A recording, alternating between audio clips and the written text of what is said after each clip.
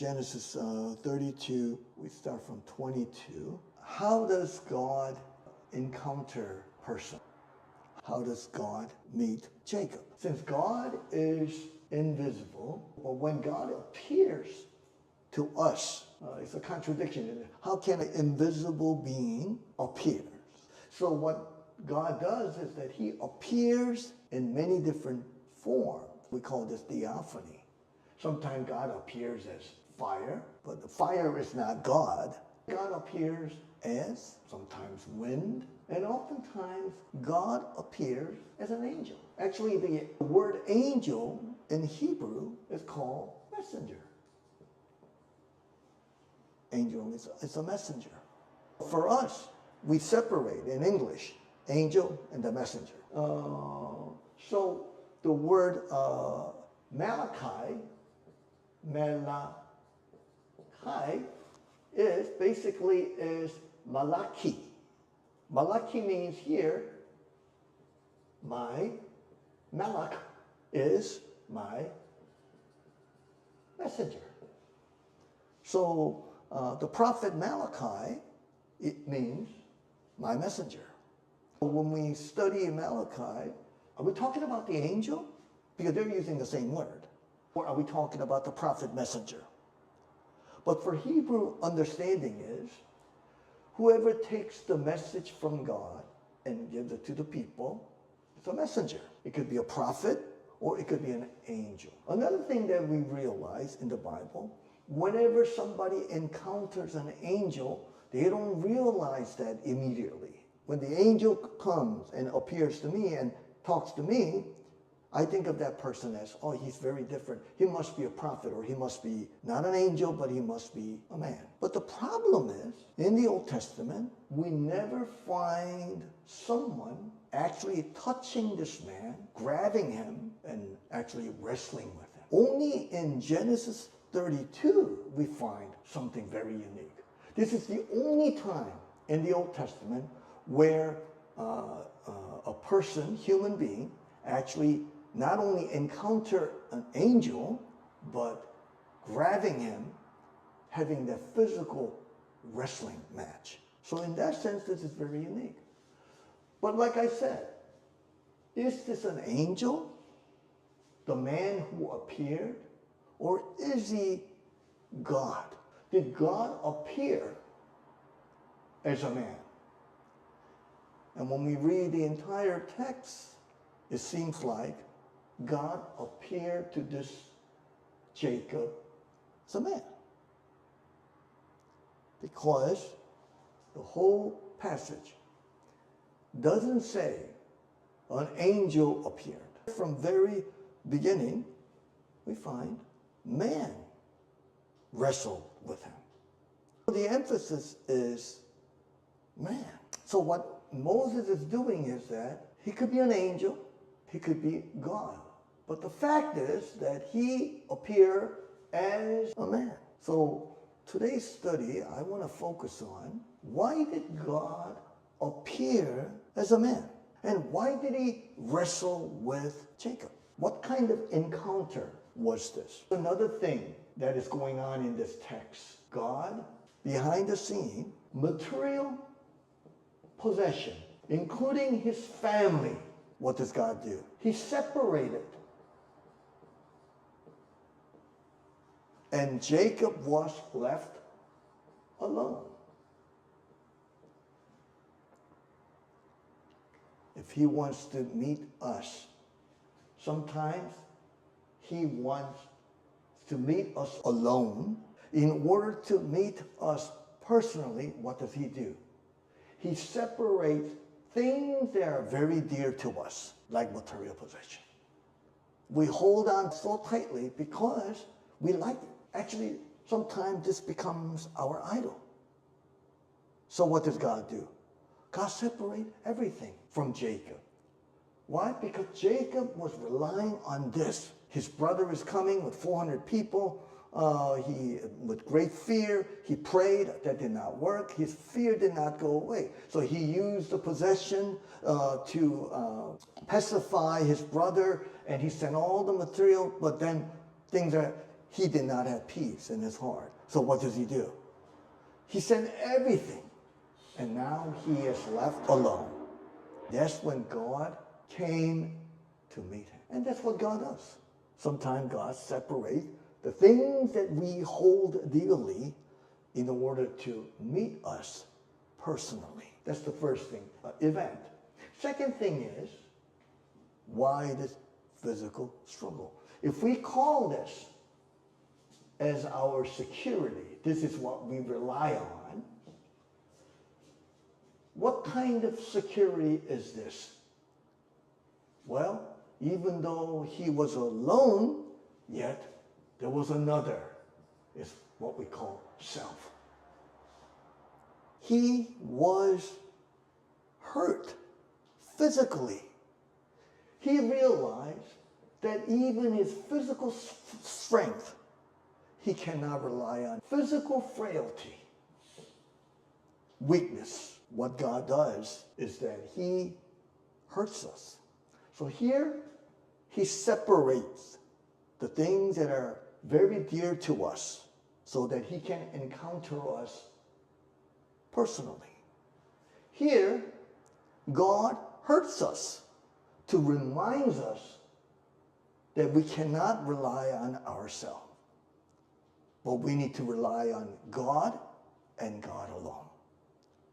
So these are the two things that we struggle in life that keep us from encountering God.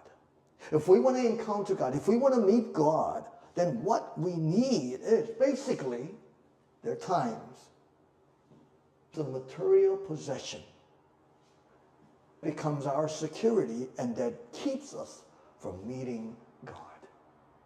Sometimes we rely on ourselves so much, God has to hurt us to remind us we need to rely only on God and we cannot trust ourselves because we are weak. We're not that strong. It only takes a simple coronavirus to show us that we are very weak.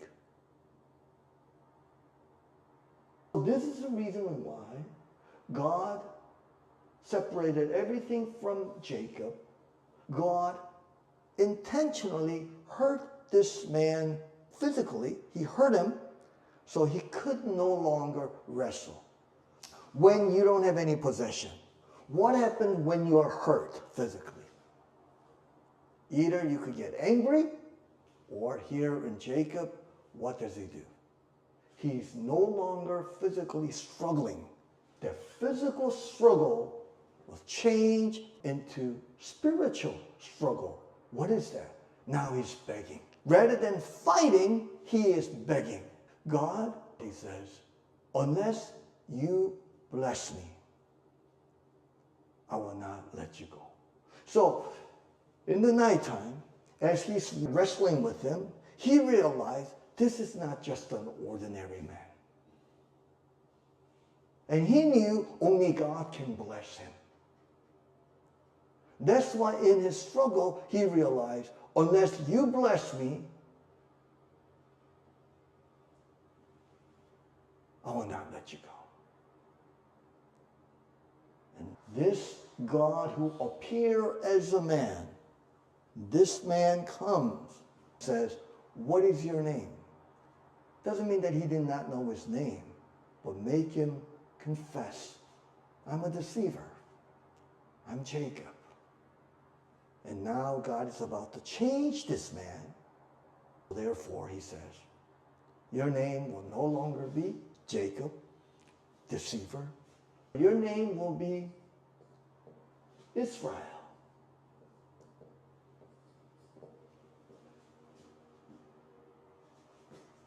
The reason why I wrote Hebrew word here, even though we don't know,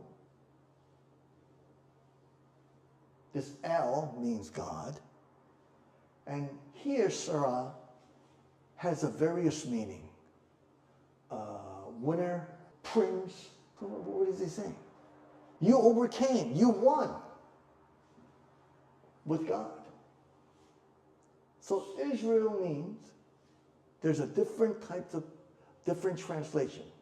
So when you go to the internet and you look at that verse and English translation, I looked it up and about 900 English translations. So let me send that out to you so you can look at it with your phone with Kato. I only put 6 of them here, how they are translated differently. All right. First one is, you have prevailed with God. In other words, you overcame with God. Because the Hebrew word, remember, Emmanuel, God with us, Im means it can be with. It's a preposition. So you have prevailed, you overcame with God. And you will become a mighty man. You become a winner. So it could be that. Or you have struggled or wrestled with God and you came through. So you struggled with God and then you won. Number 3, you have struggled with God and with human and have overcome. You struggle with God and with humans.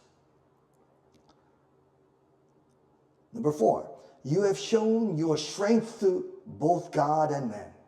You showed your strength. You proved your strength to both God and men and have overcome. Number 5, as a prince, remember I talked about that, as a prince, you have power with God and with men and have prevailed. If you were strong against God, number 6, how much more will you prevail against men? They're completely different translations. So what do you do? Right? I'm not here to try to say this translation is better than the other one. Then there needs to be an in-depth study of that particular text, right? But I am saying you have about 900 English translation. And I included Latin in there, I included a Septuagint in there, and I included a Jewish Bible in here. I like to say it this. You have overcome. You became a winner with God. And you overcame. There is transformation. As I conclude, Jacob had many opportunities to be changed. He had the promise of God. The older will serve the younger. Before he was born, God already told his father, Isaac and Rebekah. Basically, Jacob will be the one. But this man was still insecure. Even though God gave this incredible promise that God has chosen you, very insecure. So he had to lie, we looked at it last week, deceive his father to receive that blessing. Now he's cast away from his homeland. Now he's at his uncle's place for 20 years. There he also is insecure. He's acquiring all this possession. And finally, secretly, he ran away from his uncle. Basically, this man was always insecure. In Genesis 32, he encountered not one angel, but countless angels. And he realized, wow, this is the camp of God, or the army of God. God showed him to remind him, I am your protector. I will be with you. I will keep this promise. But he was still insecure. When he realized that his brother is coming to meet him with 400 men, he just imagined all kinds of things. He's going to come and kill me. After 20 years, he's not going to forgive me. All this fear. That's why he took all the possession and sent them off so that hopefully look at the possession and perhaps forgive him. He prayed, that still did not work. He was not changed. He was still Jacob. But only here, Genesis 32, when God encountered this man, he finally was changed to Israel. Of course, there's some weaknesses in the future, but next week we will look at the end of his life, how he really matured in that faith.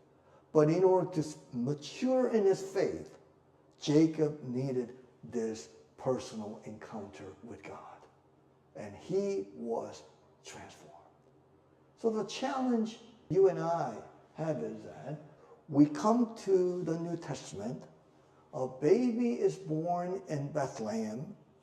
He is Jesus Christ, and he is called the Son of God. Now here, God appears as a man. But Jesus Christ, God did not appear. He became man.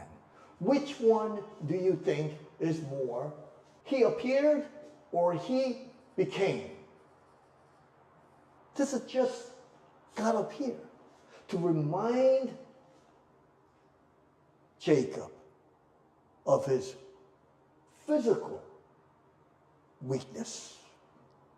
Then isn't it true then, should just the cross of Jesus Christ, if he became man, how much more that the cross of Jesus should remind us of our own physical weakness so that we can rely on God. When God appeared as a man, he realized of his own physical weakness. Jesus Christ became man, God incarnate. How much more? We need to rely on God and not on ourselves. How much more we need to rely on God and not taking this possession as our security, but only in Jesus Christ we come to realize only God is our security. And so we rely only on God and God alone.